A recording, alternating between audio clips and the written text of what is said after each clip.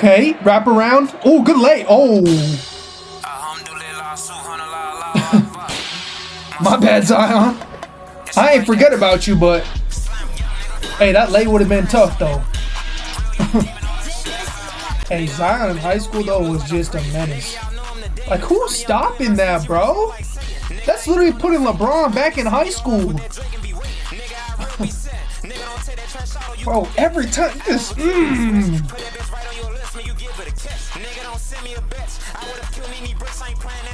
Man, I would be scared to play against that. I ain't gonna lie.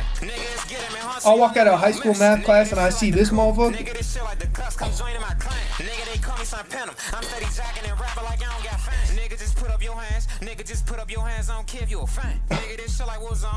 Yeah, the bounce was stupid.